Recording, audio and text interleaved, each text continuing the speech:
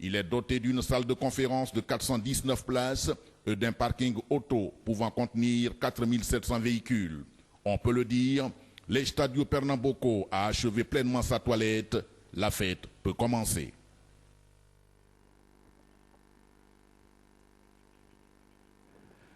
Alors, ce stade de l'Arena Pernambuco, c'est vrai que dans cette ville de Recife, il y a eu quand même de grands joueurs. Hein.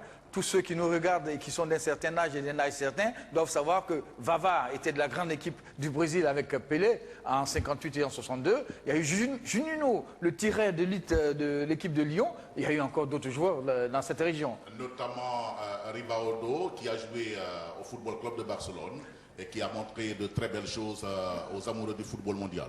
Bien alors, c'est sur cette pelouse que les Ivoiriens vont affronter l'équipe du Japon le 14 juin prochain et on croise les doigts pour une première victoire. Hein. Alors, beaucoup de Brésiliens sont formels quant à l'issue de cette rencontre. Les pronostics donnent 2-0, 2-1. Mais surtout ce qui nous intéresse, c'est en faveur de la Côte d'Ivoire. Alors, on a vu le premier stade, c'est le stade Arena Pernambuco. Le deuxième stade, c'est le stade de Brasilia, qui a aussi un petit bijou, mais il a coûté aussi cher. Hein.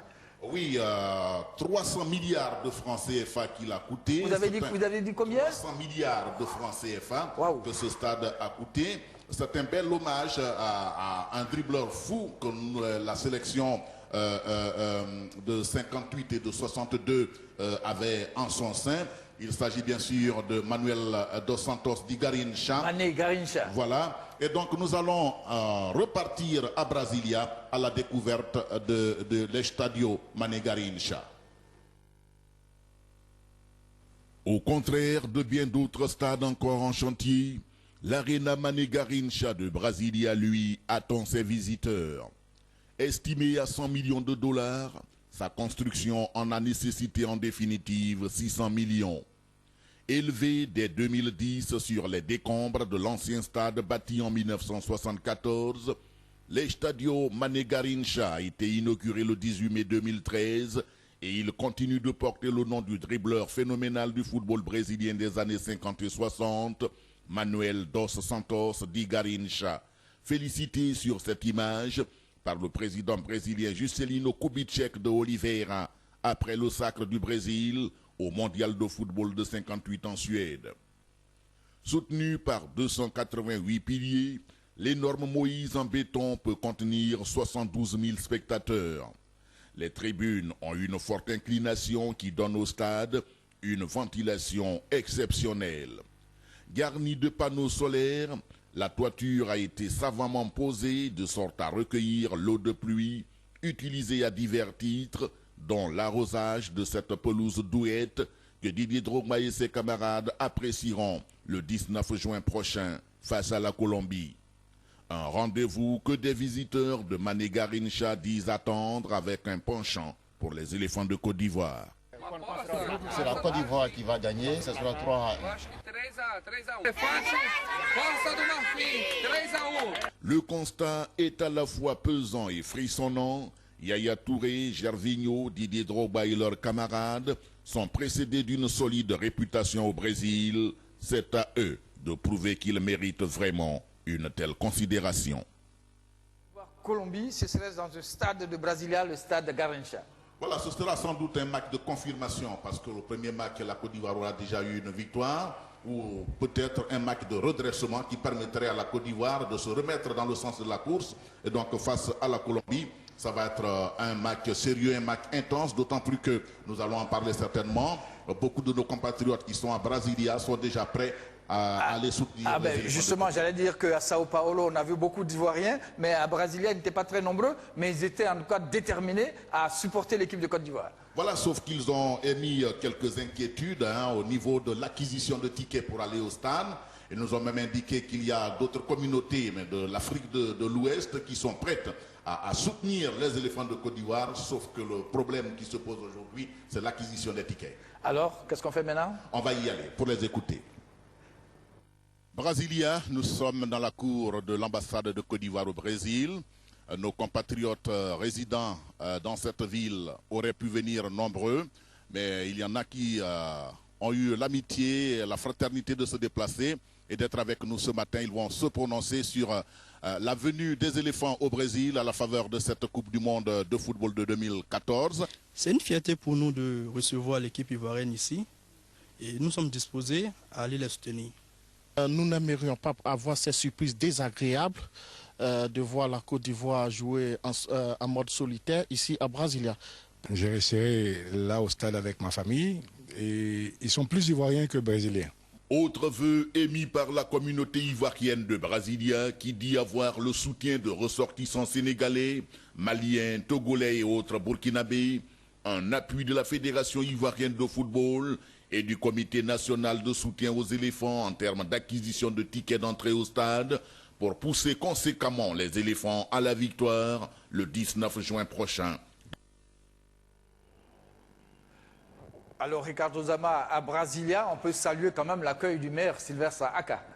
Oui, avec toute son équipe. Hein. Nous ne pourrons pas taire cette réception et surtout ces beaux petits plats de foutou que nous avons dégustés et qui nous ont ramenés rapidement à Abidjan. Même si nous sommes à des milliers de kilomètres de la Côte d'Ivoire, nous sommes ressentis en Côte d'Ivoire avec le foutou et même ici à Recife avec le manioc, alors, avec l'igname. On salue le maire et toute son équipe. Hein. Voilà, tout à fait. Surtout son épouse qui nous a montré beaucoup de chaleur et Lamine aussi, tous les autres. Hein. Et tous les autres qui nous ont accueillis à Brasilia. Alors, on va maintenant voir le stade inachevé de Sao Paulo qui a créé beaucoup de réserves. Hein. Et par rapport à la manifestation qu'on a suivie la dernière fois, c'est vrai qu'à Sao Paulo, ce n'était pas toujours facile puisque le stade est inachevé pratiquement. Alors, vous avez indiqué, hein, ça fait partie des inquiétudes de l'heure. Le stade n'est pas encore achevé. Pourtant, c'est le point de départ de cette Coupe du Monde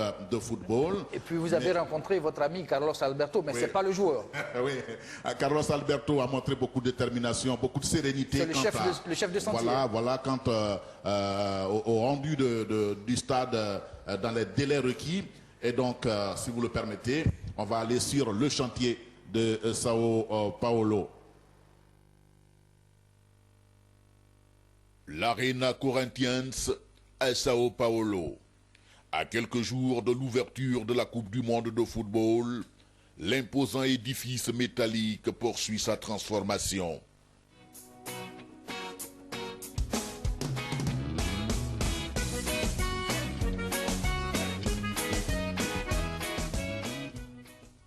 Ce stade de 65 807 places, qui abritera le match d'ouverture Brésil-Croatie le 12 juin, pourra-t-il être livré dans les délais requis? Là-dessus, Carlos Alberto, le patron du chantier, est plutôt confiant. Il n'y a pas de problème. Le 15 avril, nous, on va rendre ce stade. Il n'y a pas de problème, donc le stade sera prêt le 15. Et surtout, on sera de bras ouverts pour recevoir nos frères de Côte d'Ivoire et du Cameroun. D'ici là, camions et autres engins poursuivent leur chorégraphie bruyante sous la houlette de nombreux ouvriers. Il reste à espérer tout simplement qu'aucun événement fâcheux ne vienne les contrarier.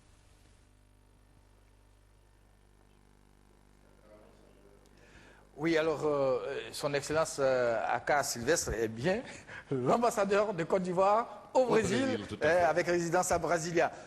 Zama, alors ce stade inachevé de Sao Paulo, c'est vrai que c'est une inquiétude puisque le match d'ouverture, le 12 juin, Brésil-Croatie, c'est à Sao Paulo. Oui, tout à fait, mais nous avons donné beaucoup d'assurance. On a vu tous les mouvements de camions, d'autres engins de terrassement sur les lieux. Et donc, on peut leur faire confiance. Ils nous ont dit qu'ils livreraient le stade le 15 avril.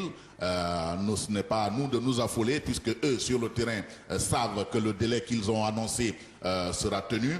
Et donc, je crois que normalement, on ne devrait pas avoir d'inquiétude. Alors, Anne-Marie Nguessa, la délégation conduite par le DGA Yeo Adama se rend demain dès 8h à Fortaleza, où les éléphants joueront leur dernier match du premier tour contre la Grèce. Ce sera le 24 juin, Ricardo Zama.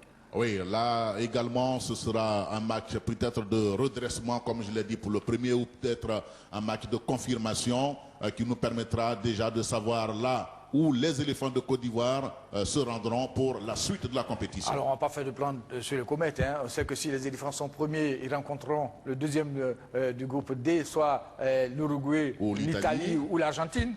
Mais si on est premier, ce serait pareil. Hein. Voilà, mais à ce niveau de la compétition, comme on le dit toujours, advienne que pourra. Ah oui, sur un match, tout est possible. Voilà, tout est possible. Et donc, on a de fortes chances, on a à espérer que cette fois, les éléphants de Côte d'Ivoire iront le plus loin possible. En tout cas, les indicateurs au niveau du soutien, au niveau de la réception, tous ces indicateurs montrent que les éléphants de Côte d'Ivoire seront bien encadrés ici au Brésil. Alors, lorsque vous parlez de soutien, on se rappelle qu'ici à Recife, c'est le premier match des éléphants et pratiquement toute la communauté brésilienne est prête à soutenir à fond les éléphants de Côte d'Ivoire dans tous les pronostics. Ils disent que la Côte d'Ivoire passera. Et ils ne le cachent pas du tout. Ils ont pris position, comme nous l'indiquions d'entrée. Et bien sûr, leur équipe, ce sera véritablement la Côte d'Ivoire. Ils seront derrière la Côte d'Ivoire. Alors, l'équipe de Yeo Adama, le DGA, qu'il conduit, une belle équipe à la caméra. On avait donc notre ami Barnabé Kona. Et il y a Saïfoulaye Kone, qui est le conseiller du DG. Il y a également Raphaël Soti. Oui, qui est le patron de l'informatique. Hein. Je dis, il est né avec un ordinateur dans son berceau. Et puis Ricardo Zama et Alain Doumouya. En tout cas, nous sommes très heureux de vous avoir depuis Abidjan. Et puis, on espère qu'on aura l'occasion de se retrouver, pourquoi pas, depuis Fortaleza, pour quelques éléments. Et merci de nous avoir suivis. Anne-Marie, bonne suite de programme.